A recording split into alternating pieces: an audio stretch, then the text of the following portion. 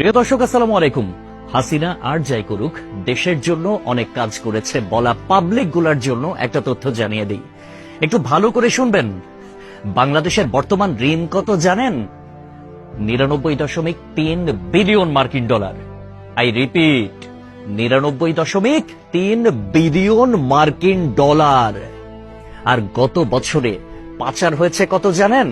94 billion মার্কিন dollar. হিসাব করে দেখলাম, তিনি যেই টাকা পাচার করেছেন সেই টাকা দিয়ে মাত্র 697টা মেট্রো রেল, 397টা স্যাটেলাইট আর 36টা পদ্মা সেতু বানানো যেত। একটা 1000 টাকার নোটের ডাইমেনশন কি, সেটা নিয়ে না হয় অন্য এক সময় আলাপ করা যাবে। ধরুন 11 লক্ষ কোটি টাকা 1000 টাকার নোট দিয়ে একটার উপর একটা রাখলে এর উচ্চতা কত হবে জানেন? 750.5 কিলোমিটার। বাংলাদেশের সর্বোচ্চ উচ্চতার পাহাড়ের উচ্চতা কত? 1063 মিটার। এক লেয়ারে সাজালে এই টাকা জায়গা করে নেয় কত? 124.76 বর্গ কিলোমিটার। আর ঢাকার সাইজ মাত্র 306 বর্গ কিলোমিটার, চট্টগ্রাম 155 বর্গ কিলোমিটার।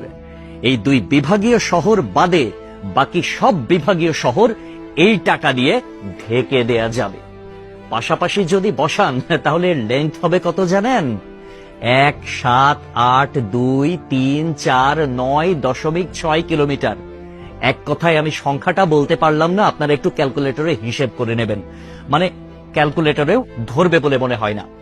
পৃথিবীর পরিধি কত? 40,000 কিলোমিটার। এই টাকা পাশাপাশি বসিয়ে পৃথিবীর পুরোটা 44.5 বার রাউন্ড দেয়া যাবে, মানে ঘোরা যাবে।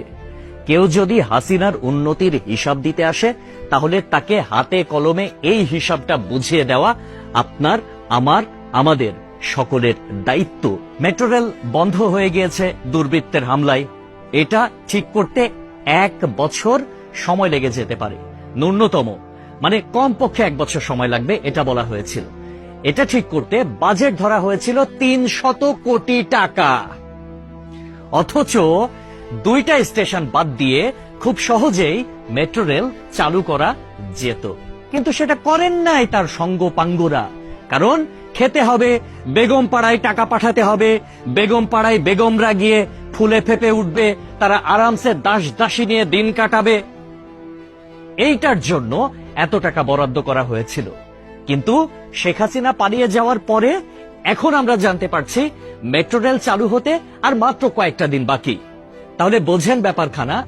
আমাদের শিরা উপশিরা থেকে শুরু করে রন্ধ্রে রন্ধ্রে প্রত্যেকটা জায়গায় এইরকম চুরচামারির অভ্যাস।